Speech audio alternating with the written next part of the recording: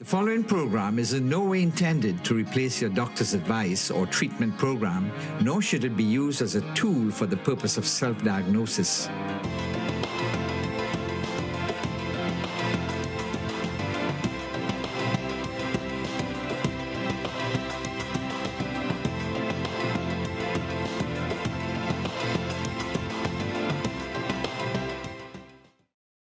And welcome to another edition of Your Health, Your Choice, the program where we help you to make right decisions through the empowerment of knowledge about your health. So today we're focusing on insulin therapy. And once again, we have with us Dr. Claude Khan, diabetologist. And we want to just begin by having you explore perhaps what insulin therapy is all about. So we're coming back to the bread and butter of what I love doing, diabetes. Over the last few months, we've been looking at a variety of other issues from my family medicine background. But I decided as we're coming into August and leading up to World Diabetes Day in November, we'll come back to some of the basics of diabetes. So what we want to do today is look at mainly type 1 diabetes and insulin therapy, but we want to talk generally about different ways of giving insulin.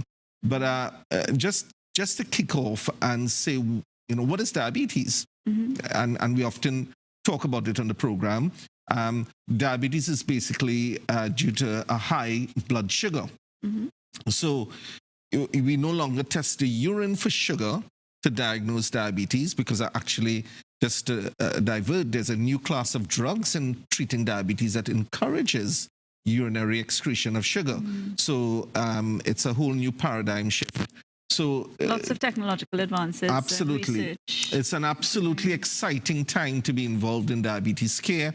After years of having just 2 or 3 drugs to treat diabetes, we now have such a wide range of options. So we're coming back, though, to insulin therapy and looking at why are people diabetic. Now, basically, a lot of patients come in and they are blaming the lifestyle, the lack of bad eating, not enough exercise, and certainly that has a lot to do with diabetes. But when we talk about type 1 diabetes and type 2 diabetes, it's a different ball game. In fact, most diabetologists would say these are 2 different diseases completely. And very often patients ask, am I type 1? Am I type 2? And we often have to go through the process of explaining that. So diabetes is basically a high blood sugar. Now, I do remind patients, Linda, and I know this is a bit controversial, that sugar is not bad. We need some sugar in our system. Yes. So the problem with diabetes is that the sugar is in the wrong place. Sugar is the basic metabolic fuel to get your brain working, your heart working, your muscle working. And what happens with diabetes is that because there's not enough insulin in the system, that the sugar in the blood cannot get into the cells. So I want to repeat that. The problem with diabetes is not just too much sugar, but the sugar in the blood cannot get into the cells because the insulin is either not enough or the insulin is not working on the receptor sites. And we can come back to that in a few minutes. So essentially what we're saying is that patients obviously need to be diagnosed. Yes. And we've been through the ABCs of diabetes. So yes. You get your A1C test, Yes. HbA1C test done. The B, your blood pressure is checked, and C, your cholesterol testing. Yes. Then you go to your GP or your diabetologist, and then it's diagnosed as to whether you have type 1 or type 2. Type 2. Yes. Okay. And I'll come back to how we do that. But let's get into the type 1. Type 1, right. Yes. So if we can bring up slide 3. What slide 3 shows is, that's slide 3. So previously referred to as juvenile diabetes or insulin-dependent diabetes. But I want to explain in a minute why we have changed that. There's some big words there. It's polygenic, it's multifactorial, and it's autoimmune. And you can't see the 3 circles interlocking circles. Looks like a Venn diagram. Right. Yeah. So you have what is called a genetic risk you have the diabetes happening, and then you have the environmental factors. So diabetes is merged as a result of both of those things. Both, right. So genetics and environmental factors. Yeah. And the problem is we still don't know what really causes type 1 diabetes. There's a lot of research going into this. What is interesting is in the Scandinavian countries, Sweden, Finland, and Northern America, mainly Canada, type 1 diabetes is more common than in the tropical climates. So still type 2 diabetes is more common, but type 1 diabetes is much more common in those countries as compared to Trinidad or Africa. Well, we've reached epidemic portions with type 2. So the thinking is that it might be a viral trigger because of the winter periods where people are indoors. There might be a viral trigger to type 1 diabetes, or it might be stress related. But let me quickly add that while we associate type 1 diabetes with young kids, so, you know, I have some patients who have had type 1 diabetes for 30 years, but they were diagnosed at 11 or 12. The caution I would say to doctors, colleagues out there is don't assume every 40-year-old coming into you is a type 2. Because we have something called LADA. I don't understand that. Right. I was waiting for you to ask me that. Yeah. So what's LADA? I can impress the people who wait. Look, it's called latent onset autoimmune diabetes. In other words, latent onset. Latent means later on in life, where you assume that this is going to be type 2, but in fact, something triggers off the immune system, and we have the autoimmune system attacking the beta cells, and you have type 1 rather than type 2. Okay. So what do we do next with type 1 diabetes? So we have a nice clip. I think we can show the clip on type 1 diabetes, and then we can come back and look at what we call the epidemiology, how frequent it is, etc. So let's show the first clip that we have tonight. You or someone you know may have been diagnosed with type 1 diabetes. This video will help you understand what it is and why it's important to keep it under control. Type 1 diabetes is a condition where your pancreas makes little or no insulin. Insulin is a chemical your body needs to keep your blood sugar at a normal level. Carbohydrates are substances your body uses to make energy. After you eat food that contains carbohydrates, it eventually goes to your small intestine. In your small intestine, the food is broken down into single sugar molecules called glucose. The cells in your small intestine soak up the sugars, which pass into your bloodstream. When the blood reaches your pancreas, it detects the high amount of sugar in your blood. Normally, this causes your pancreas to put a chemical called insulin into your bloodstream. The insulin reduces the amount of sugar in your blood to a healthy level. How does insulin do this?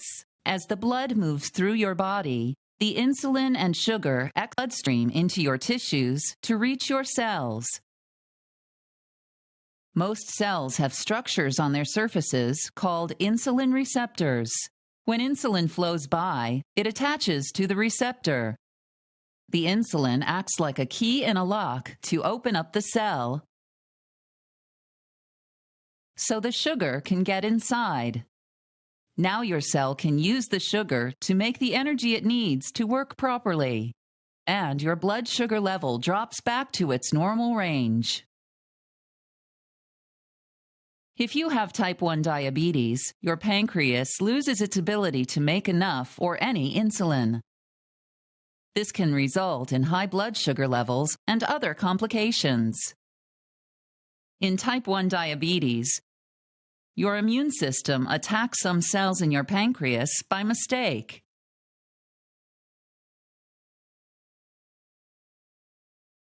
As a result, your pancreas makes little or no insulin. Without insulin, sugar cannot get into your cells. Without sugar, your cells don't have energy. And since the sugar is locked out of your cells, it builds up to a high level in your bloodstream. This is a condition called hyperglycemia, which can lead to serious complications. If you have questions about type 1 diabetes or any medications you have been prescribed, speak with your doctor. It is important to take your medications as directed by your doctor. Tell him or her about any side effects you have. It's quite a clear explanation of that from the very outset of from Right. eating all through the digestive system and the various parts of the body that are generating that the track Yes. of the glucose. Right. Really, really clear and But, yeah, it's well explained.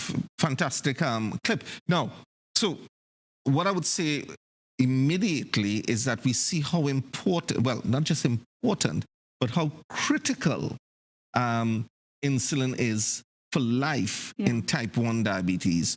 So what I would really want to encourage patients to understand that in type 1 diabetes, there's no place for tablets. There's no place for herbal remedies. Now, I can deal with some of the herbal remedies in type 2 diabetes, but when you're talking about, and this is where the big misunderstanding, and as I always say, Linda, you try to calm me down at this point, but all the fake doctors out there who do not understand type 1 diabetes, and you're trying to treat patients who are type 1 with herbs and with omega XL and with all the other remedies, you are on dangerous grounds because these patients could go into ketoacidosis. Can you explain that? Okay, so when there's not enough insulin, the sugar cannot go into the cells. Therefore, the cells become starved of energy. It's like someone who's running, an athlete. You sometimes see people cramping up after a race because what happens is the muscles are not supplied with enough oxygen and glucose as energy, and they go into an acidotic state. The same thing happens with type 1 diabetes, and that's a life-threatening. I'm not overplaying this. About all the organs in your body. All the organs will shut down, and people die of ketoacidosis. So I am begging people to understand in type 1, if you have patients coming into you and you're not sure whether that person's a type 1 or type 2, I would suggest that type 1 diabetics need to be under a specialist.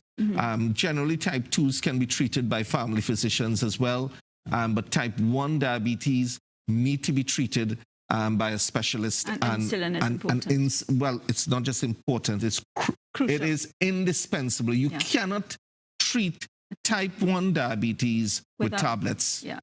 Without insulin, they will die. That's clear enough. Yes. So I have another slide here, slide 5, which just shows the epidemiology, what we call the age group. So the peak age is between 5 to 7 and early puberty. So that's 12, 13. But 30% of cases present between 18 and 40 years. And this is where the confusion arises. Because a lot of people think it's just the youngsters presenting with type 1. And there's a genetic association in regards to the risk of developing diabetes. So, genetics and that 30% are the ones that we're missing sometimes.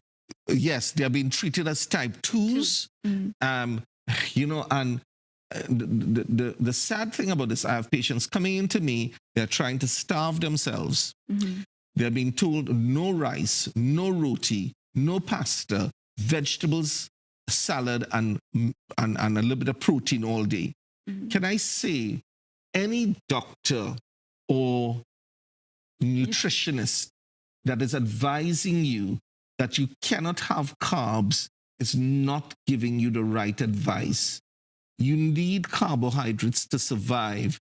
The key to this, and when we talk about what we call quantities. Yes, when we talk about pump therapy, which I will talk about later on, this is an insulin pump. I wasn't going to show it just yet, but this is about to come into the market here in Trinidad. Finally, we're about to get insulin pumps, and I'll talk about it in a few minutes. That you're trained to count carbs. Yeah. And then you can dial up the insulin you need, and it's a much more accurate way. So basically, it's about a balanced diet, making sure that you're not overdoing the carbs, but then you're including your proteins, your vitamins. Absolutely, a balanced diet. And I really feel sorry for patients sometimes because they've been given this advice. They come in and they're really distraught because they're saying to me, or to other doctors, look, I'm trying my best, I don't know if people on the show can hear that thunder. You just said it's a rainy season. It's a rainy season, but they're trying their best. They're trying to eat properly, etc., and they just cannot control their blood sugars. And even with diabetes, people come in with this feeling of failure. Yeah. Guilt. Yeah. And they think that they're failed, they go into depression, and, we really have to explain to them, listen, it's not that you're doing anything wrong, it's just that your therapy is not right. Yes. Okay, good. So should we move on to slide 7? Well, I was going to go, the other slide was a little bit complex, but I wanted to talk just... I don't know how long we have before the break. We have to go to a break. Yeah, when we come back, we'll just compare type 2 diabetes. Okay. And then we'll go on to insulin therapy. So when we return, we're focusing on the comparison between type 2 and type 1 diabetes. And just don't go away.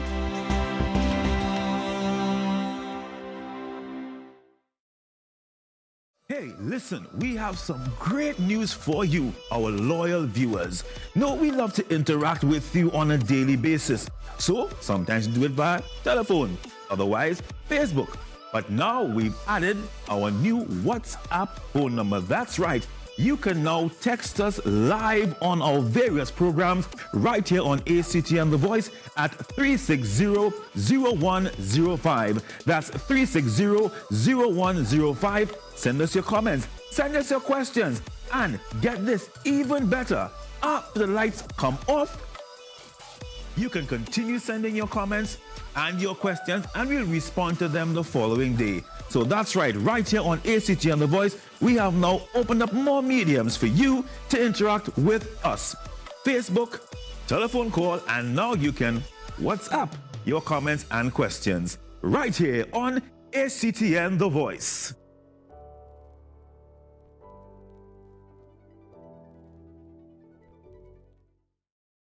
Kids Classic TV on ACTN The Voice. You ding-dong! You're supposed to be watching for cases! You have to learn to relax, Jimmy, lad. I am certainly. I've often thought of Muppy here as about the cutest little fellow around. Fraggle is most assuredly the best of all possible creatures. Yep. But remember, he who laughs last, laughs last, laughs last. No harm will come to you here. My name is Michael, and you are in heaven. Elaine, now come on, try it. Well, okay, if you say so. How was that, TC? Saturday mornings just got a whole lot better on ACTN The Voice. Welcome back. And before the break, we were looking at type 1 diabetes. This second segment, we're going to be looking at type 2. Well, we're going to touch... We have an interesting clip. Yeah, we're just going to touch on type 2 diabetes because really the emphasis was on type 1 today. But just to say type 2 diabetes is a different animal. I call it a different animal, different disease to type 1. People ask, are they type 1? Are they type 2s? Well, there are blood testing, blood tests we can do. There's the C-peptide levels, GAD antibodies, islet cell antibodies. So, if I have a young patient or even an older patient who comes in with a lot of weight loss, they are excessively thirsty, passing lots of urine, and they're very slim, the red flag comes up, and I think, could this person be a type 1? I would do those blood tests. So there are ways of telling whether you're type 1 and type 2. But just to say about type 2, I personally think it's a much more fascinating illness than type 1 because you're dealing with something called the ominous octet. Just impressing you with that term, the ominous octet. You're dealing with the liver, the pancreas, the alpha, beta cells. You're dealing with the muscle. You're now dealing with the kidneys. You're so even 8 different parts of the body. You're even dealing with the brain. Yeah. We now know that the brain has a part to play in type 2 diabetes. So we won't get into all of that maybe another time. But we did do that. Did do a program on the ominous octet. Ominous octet. Yeah, before. Yeah. Right. So we do have a slide on type 2 diabetes, and it's really a mixture of insulin deficiency. So the pancreas is producing some insulin and insulin resistance. Okay. So even the insulin that you're producing is not acting effectively enough. So we can go to that second clip on type 2 diabetes. Type 2 diabetes is a metabolic disorder that causes sugar, in the form of glucose, to accumulate in the blood rather than being used as fuel by the cells in our body. When we eat, food is broken down by our digestive system into nutrient molecules that are then absorbed through our digestive tract for use by the body. Foods containing carbohydrates or various sugars are broken down into glucose. Glucose is an important source of fuel for many organs in our body. However, to be able to use the glucose for fuel, the glucose molecule must first enter into the cell. The pancreas produces a hormone called insulin, a chemical messenger essential for the entry of glucose into cells. As the blood glucose levels rise after a meal, insulin is released into the bloodstream and sets processes in motion to trigger the removal of glucose from the blood to enter into the cells.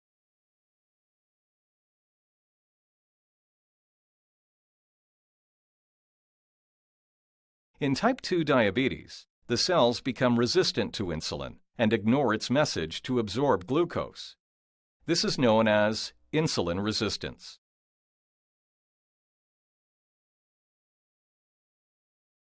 In addition, in type 2 diabetes, the pancreas is unable to produce the greater amounts of insulin needed to trigger these resistant cells to take in glucose from the bloodstream. The most notable symptom of diabetes is frequent urination and excessive thirst. Other symptoms include weakness, drowsiness, and blurred vision. These are caused by chemical imbalances in the blood related to high levels of blood glucose. About 1 in 4 people with type 2 diabetes are unaware that they have the disease. It is important to catch diabetes early. Over time, high blood glucose damages the blood vessels, which can damage the organs that these vessels supply, leading to a variety of health complications. Damage to the small or micro blood vessels can cause vision problems, including loss of sight, nerve damage, and kidney disease. Damage to larger or macro blood vessels can lead to cardiovascular complications such as heart disease, stroke, and poor blood circulation. Overweight and inactivity are major causes of diabetes. A family history of diabetes significantly increases your risk of developing the disease. Certain ethnic populations are also at increased risk of developing type 2 diabetes. Finally, some medications may increase your diabetes risk, specifically corticosteroids, thiazide diuretics, drugs used to treat certain mental illnesses, and some antiretrovirals used to treat HIV infection. In summary, type 2 diabetes is a metabolic disorder. It causes sugar, in the form of glucose, to accumulate in the blood rather than being used as fuel for the cells in our body.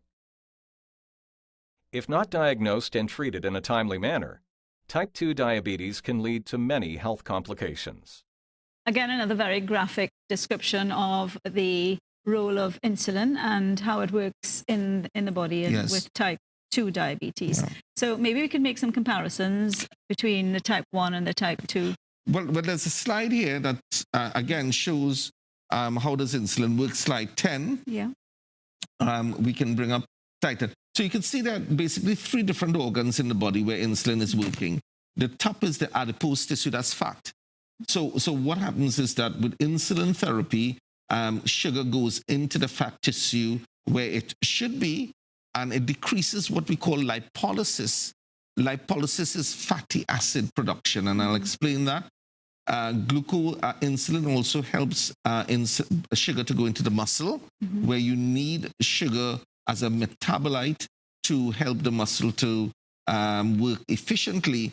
And then the liver is the next big organ where the insulin is working. And what insulin does, it helps the body to build up glucose stores in terms of glycogen, and it decreases glucose breakdown. So we can come off that slide. Now, why is that important? So a lot of patients complain, Doc, I'm putting on weight when I go on insulin. Why is that? Actually, if you're putting on weight, it means the insulin is working. Why? Because before we put you on insulin, if your diabetes is poorly controlled, you're literally eating and you're leaking out or urinating out sugar. So you're losing calories. When we give you insulin, the body begins to utilize those calories more effectively. So that's when you need to start exercising, etc., to keep. But the insulin is doing something very important, because the longer the sugar stays in the blood, that's when you do damage to your organs. The other thing about the liver is that a lot of people complain they go to bed with a blood sugar of 100, 110, and they get up with a blood sugar of 180, 190. That's called a dawn phenomenon. Yes. And basically what the body is doing, and it happens in all of us, diabetics or not, the body's preparing you for the activities of the day. So storing. It's storing, and then it's releasing sugar in the early hours of the morning, and that's why there's an arousal state in the early hours of the morning, because you have cortisol levels, you have adrenaline levels, and then you have sugar being released. The problem with diabetics, there's not enough insulin to control that sugar coming out of the liver, and therefore you end up with a higher blood sugar than you went to bed with. And there are ways of treating that. And so what do you do about the weight gain that's associated with insulin? Well, in type 2 diabetes, we now have some new drugs in the market. They're the DPP-4 inhibitors. There's the SGLT2 inhibitors. There are drugs that people would have seen advertised, like Invokana, Forxiga, Jardiance. And I am now combining those drugs with insulin in type 2 diabetics. And we are seeing some weight loss, because those drugs encourage glucose, sugar excretion in the urine. So you're losing calories, and it actually protects the kidneys and the heart. But I don't want to go too much into that today. I just wanted to remind the viewers that we're not live this evening. So if you do have queries, you can call, but the number is going to be 482-4269, and we will try and get back to you after the program with our responses to the questions. Yes. So we wanted to really dig into insulin itself, and this is could be a complex topic, so we want to make it as easy as possible. And I just wanted to go into the different types of insulin, because we have already showed how insulin works. Yes. And again, Linda, I just want to remind our viewers, and I know I said it in the first segment, insulin is not bad. I want to repeat that. If you go to the fake doctors and they tell you that take my herbs because you don't need insulin, and you're type 1, we said you can end up dying. Even in type 2s, you could end up with serious illnesses.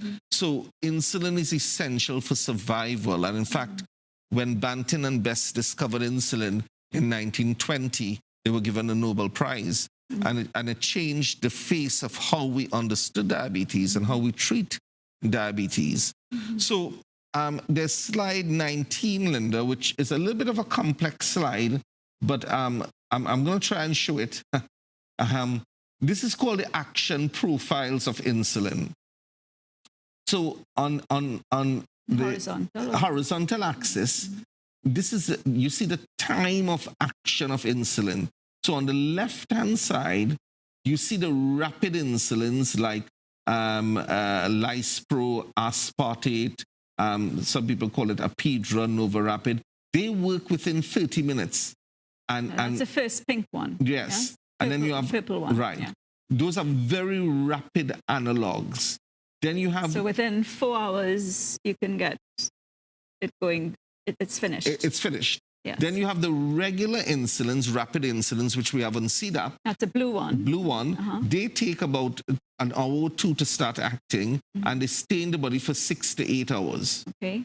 Then the green line is the N insulin, which is part of 70-30. That takes about 6 to 8 hours to start working, and they stay in the body for up to 16 hours. And then... Now, forget about ultra lente, but now we have the newer insulins like Detamir and Glargine or Lantus, and you notice they have a flat profile. Yeah. And I'll explain what that means when we come off the slide. That's about the plasma insulin levels. Yes. Yeah. Okay, so we have been having this debate about types of insulins, and of course we know we are living in an economy that is stretched, and we have to make sensible decisions. For example, we had Lantus available on the government system up to about 2 or 3 years ago, and the powers that be decided that Lantus was too expensive and that NPH or 70-30 insulin was good as Lantus. I want to say that whoever made that decision just simply does not understand how insulin works and how effective the long-acting insulins, the basal insulins are. And I know the people who made that decision, and there are some people who felt that personally that I was too much in favor of Lantus. But let me just say, Linda, bringing the measure we use is the HbA1c. Yeah. When you tell someone they have an HbA1c of 7%, which is your target, it is true to say that the older insulins might be as effective at bringing the blood sugars down to that level. What we miss, though, and last week we were being trained on insulin pumps, what is showed is that the older insulins have much more peaks and troughs. So people have much more frequent high levels and hypos. They may end up with the same A1C, but diabetes has advanced. So now we know that it's not just an A1C we are wanting to try and prevent the variability of the glucose. Because, I mean, with any system, if things are going up and down all the time, it's stressing your system. Absolutely, absolutely. So, you know, we understand why the decisions were made because of economic reasons. But what I want to say very clearly, we need to be honest with our patients. When we make a decision about a generic drug, for example, the Ministry of Health has decided to bring in a lot of generics. We have to be cautious and say that this is being made on the basis of an economic argument rather than the quality of the drugs. Because I want to suggest that there's very little quality testing of drugs in Trinidad. And I'm saying that very confidently. People may want to challenge me on that, but we don't have the facilities. So generics are coming in from India, from various areas in the world, and we are replacing it with the originals, and we are telling patients they are just as good. That is not true. Yeah. Not good health. And also, with insulins, although you are achieving a similar blood sugar level in the end, what you have to weigh up is, are you taking those people through a lot of ups and downs and therefore putting them at increased risk? I remember you mentioning the ominous octets. Yes. Can you re-identify what those are? So the organs that will be affected and be going up and down in terms of function. Well, that's in type 2 diabetes, bear in mind. Yeah. In type 1 diabetes, you're mainly dealing with the beta cell, although, you know, we are talking about a type 1.5 diabetes. Yeah. I don't want to get too complex, but we are seeing some type 1s with insulin resistance. which you wouldn't expect. That's unusual, yeah. Yeah. So we are seeing a kind of diabetes is not as straightforward as people think, that you have type 1, you have type 2, you have gestational diabetes, which is diabetes in pregnancy, but we even have a kind of type 1.5 where we know people are type 1, but and I have a patient like this right now. He's almost 20 years old now, and he's needing a lot of insulin, and it's clear that he's insulin resistant. So therefore, in the years ahead, he may do well with added medication to his insulin to try and bring down his insulin requirements. Okay, right. I'm not sure how long we have before the next break, but what about the targets? Okay, so we had some slides on this, but again, I don't want to make it too complex. What I would say is that in young kids, it is very difficult to get them as well controlled as adults. So while we say that in adults, we are trying to get the A1Cs, that's the 3-month average less than 7. In kids less than 5 years old, if you can get the A1C around 8 to 8.5, you're probably going to be happy with that. As they get to their teenage years, and remember they're going through a growth spurt. I'm talking about type 1 diabetics now, and compliance is a big issue.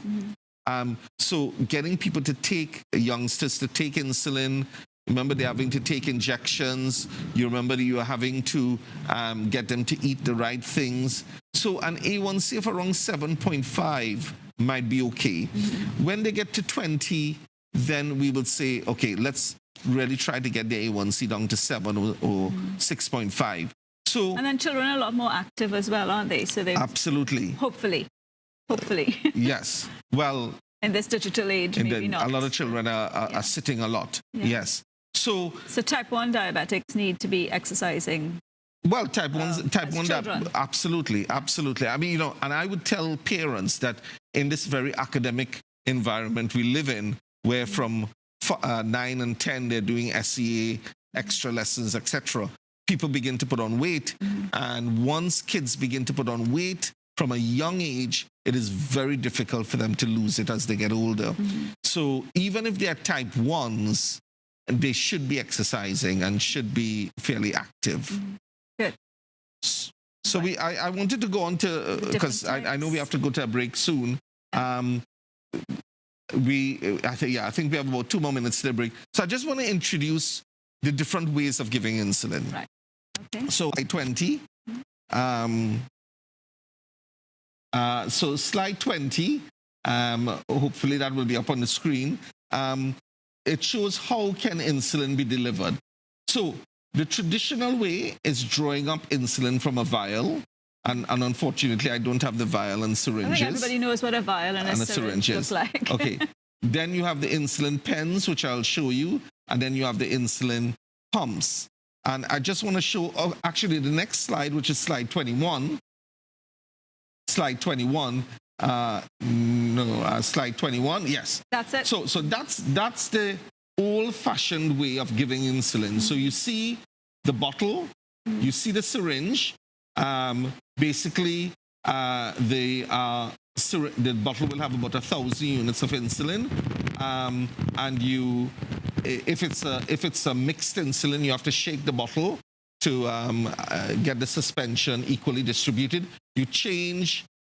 You turn the bottle. You turn the bottle upside down. You pull up the syringe with air. You inject the air into the bottle, and then you pull up the syringe to 5 units, 10 units, 20 units, etc. So that's the insulin syringes. So we can just come off that. Okay. Now, so there are 3 methods of delivering insulin. That was one. Syringe, and when we come back from the break, we'll show the insulin pens and the insulin pumps. What I would say is that, unfortunately, on the government service, we still only have the option of syringes and vials. Okay. Now, I say unfortunately because it's really, while it can be effective, for a lot of younger people who are working, etc., we need to move on from that. But I know we have to go to a break, so when we come back, we'll talk about Okay, so when we return, we're looking at insulin therapy today. We'll look at the other two forms of delivering insulin to your body. Don't go away.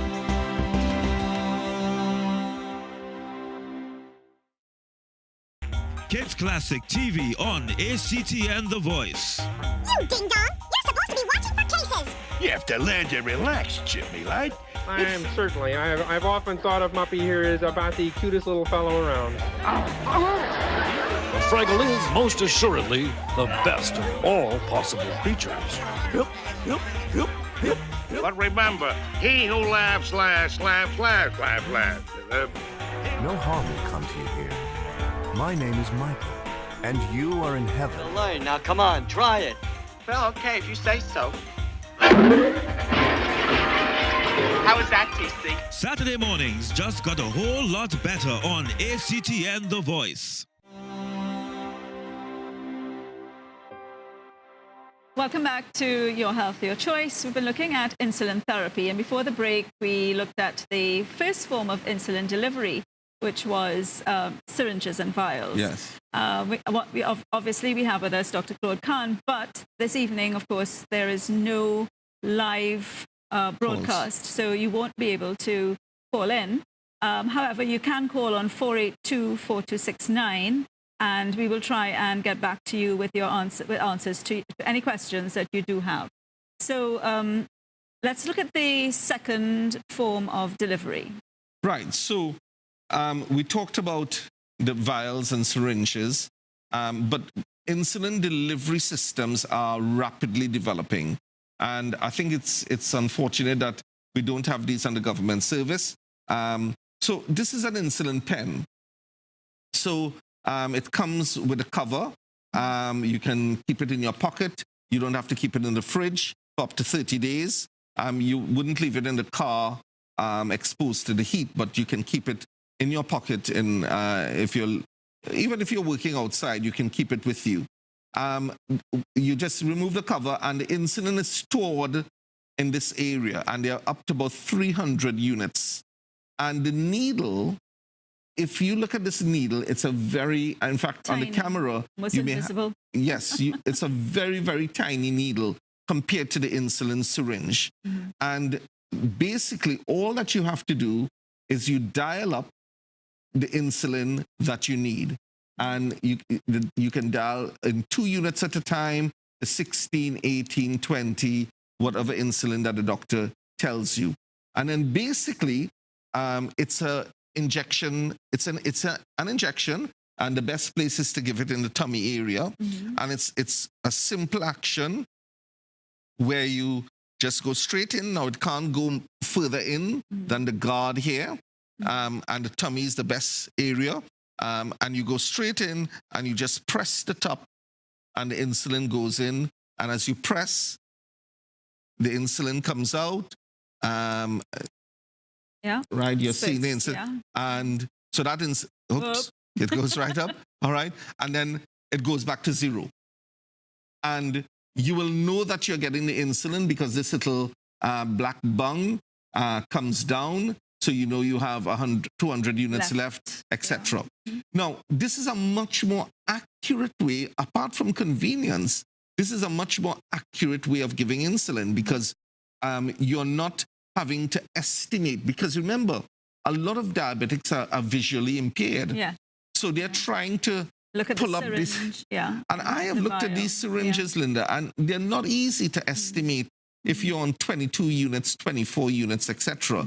So the syringes can be challenging for elderly people, whereas this is a much easier device. It's much more accurate in giving insulin, and also you can store it. Yeah, much easier. So, I noticed that you have it's like, are these are color coded for a reason? No. The pens are color coded. So this is a gray pen.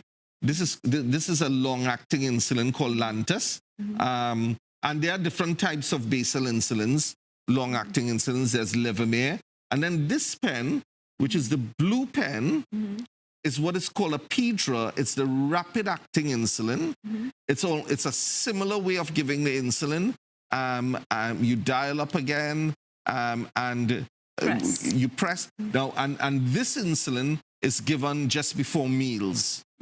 So we have these available in Trinidad. It's easily available. So but would you need both? Or right. Do you... So in type 1 diabetes, yes, you need both. Why? Because the way your body works is that you're producing a constant amount of insulin, and when you eat, your body produces a surge of rapid insulin to cover the meal. In type 1 diabetes, you lose both the long-acting insulin and the surge. In type 2 diabetes, sometimes you can get away with just one injection a day of the basal insulin together with tablets. Okay. And that, you can treat patients effectively with that for years. Sometimes they may need a second injection. But a lot of type 1s will need the long-acting insulin once a day, and then the rapid, which is the blue pen, or whichever rapid insulin you're using, up to 3 times a day. Okay, so I know what is uppermost in most people's minds is cost. Right. So an insulin pen like this is about it's about between $180 to $200. It has how long will it right. last? Okay. So it has 300 units. So let's just say you're using 20 units a day. It will last you 15 days. So for the month, you're talking about 2 pens. But the cost, unlike tablets, which is a fixed dose, and I always remind patients of this, there's no upper limit to insulin or lower limit. In other words, everybody's different. So if you come into me and you're 300 pounds, 10 units of insulin will not touch you. You probably will need 80, 90, even 100 units of insulin. And if you lose the weight, what happens? Excellent question, Linda. That's where in type 2 diabetics now, gastric bypass surgery is becoming very popular, because if you lose 20% of your body weight, now if you're 300 pounds, 20% is about 60 pounds. Yeah. That's not easy. But if you can lose about 20% of your body weight, a lot of people can reverse. I don't use the word cure. Yeah. And again, for all the fake pretend doctors out there and herbalists who are telling people they can cure their diabetes with Omega XL, it's a lie. You are being deceptive. You cannot cure diabetes. You can reverse diabetes. But talking about curing diabetes, type 1 is where we get into stem cell therapy. And very rapidly, let me just say, I know there's a company in Trinidad that is saying that they're offering stem cell therapy. Up to this week, I heard on the international medical news that stem cell therapy is now being introduced in research areas for Parkinson's. So I find it hard to believe that there are companies in Trinidad being able to do stem cell therapy for type 1 diabetes, type 2 diabetes, Parkinson's. This is in Japan. It's been pioneered. I know that stem cell therapy has been effective with MS, though. Yes. I know personally of a case where it has been successful. Not in Trinidad. Stem cell therapy, yes. Or you're talking about brain cell stimulation? No. Stem cell therapy for somebody with MS in the UK. Oh, MS, yes, definitely. But I'm talking now about Parkinson's. But what I'm trying to say is that it's such a new therapy that we have to be very cautious when we hear people saying that they're offering stem cell therapy for diabetes. But weight loss in type 2 diabetes, definitely you can decrease the amount of insulin you need. So our cameraman has just been warning us that we have 10 minutes left. The third, maybe we should go on to the third form of delivery of insulin. So we have been waiting for insulin pumps for quite a while in diabetes, for treating type 1 and type 2 diabetes. And we were planning to bring in these pumps some years ago, but because of the cost and foreign exchange. But now there's a company that is partnering with a company called Medtronic in the US. And we were, a group of doctors were on a training course just this week or last week on the insulin pumps. So this is an insulin pump. And what you have at the top here is where the insulin reservoir goes in. And then you have, it looks complex, but it's easily manipulated where you set the dial. So this pump fits onto your belt or your waist, and there's a cannula, a needle a small needle that goes under the skin, and it stays there for up to 3 to 4 days. So you're not injecting 5 and 6 times or 4 and 5 times a day. Right. And what you do, the pump is filled with only rapid insulin. And there's a continuous infusion of insulin, rapid insulin. And then when you're about to eat, you calculate your carbs. And this is an amazing... Calculate your carbs before you eat. Right. So we teach patients how to do carbohydrate counting. Right. How much more time we have? About 9 minutes. We teach patients how to do carbohydrate counting. But even if they can't do carbohydrate counting, they can still use pumps. And you can enter the carbs. Right. You do a blood sugar reading just before, and there's what is called... So the pump does the blood sugar reading? No, you have to do your... Well, right. You can have a continuous glucose monitoring device, which is the next... I don't want to talk about that today. Right. But you can do a blood sugar reading. You enter the blood sugar reading, and there's a bolus wizard. Wizard sounds magical. A bolus calculator. The pump calculates for you how much insulin to send into the body. Right. The pump actually does the calculation. This is one of the latest insulin pumps. I think it's a 6.2 something model. So the pump tells you need to bolus in 4 units or 5 units. You then just dial up the units, and it goes in automatically. Where do you do the dialing? Well, it's these little devices so it's just here. Like, just like one of those video game things. Right. It's remote control. Remote control. Yeah. Okay. So this is the latest device that's now on the market. I could tell you what the price is in a few minutes if people really want to know. Yeah. But it's not cheap. It's not going to be cheap to start with, and we're hoping that the insurance companies will cover it. Now, why is this so important, Linda? Not everybody will be suitable for a pump. Who is not suitable? Who's not suitable? Well, a lot of type 2s will not be suitable for pump therapy, more type 1s, but there are a lot of type 2s who will do well. But you have to be compliant. You have to be willing to be trained, and you have to be willing to do regular blood sugar readings. We only have about 5 more minutes. I realize this. Right. So if you are not willing to do the hard work, we often say there's no gain without pain. Yep. The insulin pumps have been shown to improve blood sugar levels, etc. It is quite expensive to start with.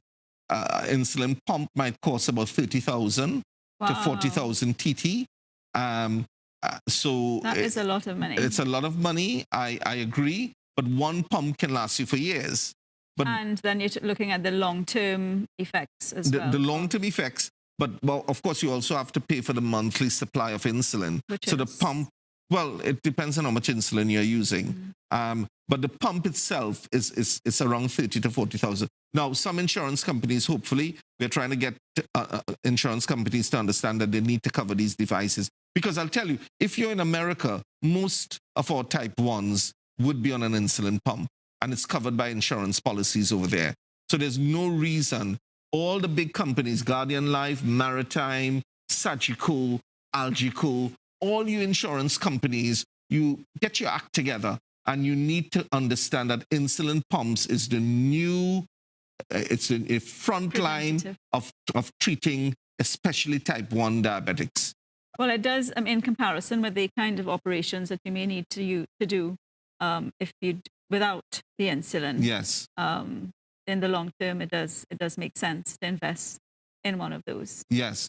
So what I would say is that, you know, we are excited about this, but let me just say, maybe only less than 5% of the diabetics in Trinidad would be suitable for an insulin pump. So it's going to be a small section of the population. But at least they know it exists.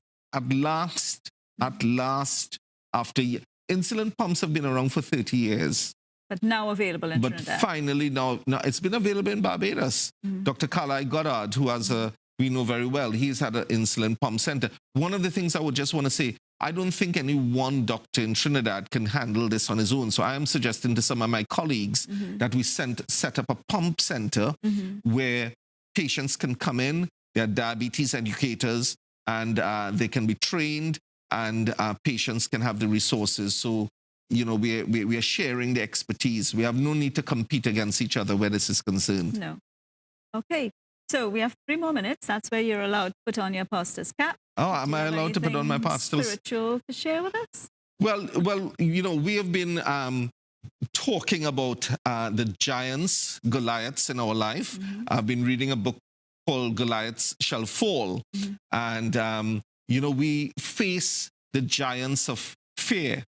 And especially in Trinidad right now, there's so much fear of kidnappings and murders. And literally people are wanting to flee the country.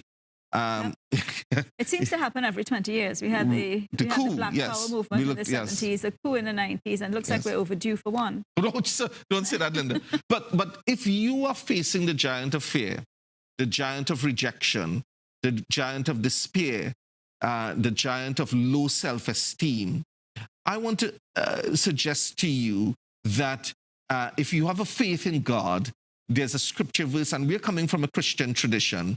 God has not given you a spirit of fear, but of power and of love and of a sound mind. Can I say the Goliaths in your life start in your mind? And if you can literally immerse yourself in the Word of God, immerse yourself in a faith community, immerse yourself in doing things. You know, we had a family fair recently where people were so excited. New people in our church led the charge, and they were so excited about helping the community. A lot of those giants will fall in your life. So I want to say to you, if you need advice, we have professional Christian counselors at our practice. We have people who can pray for you.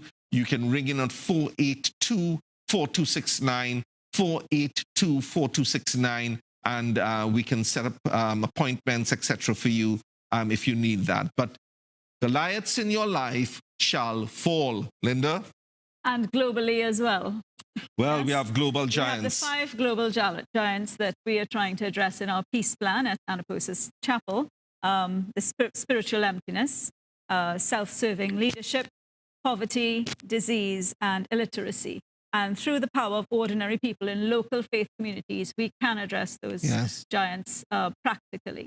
So join us again for another edition of Your Health, Your Choice in a fortnight's time. Can I just say, sure. in 2 or 3 weeks' time, I'm going to have Dr. Yadish Singh. Yes. And he's a laparoscopic surgeon, and he's the one who did my surgery. For those of you who know what my situation was, and I'm excited to have him on the program in a few weeks' time. Great. And that gives me a break for a month. Thank you very much, and good evening. We'll see you in a fortnight's time with Dr. Yadish Singh and Dr. Claude Khan.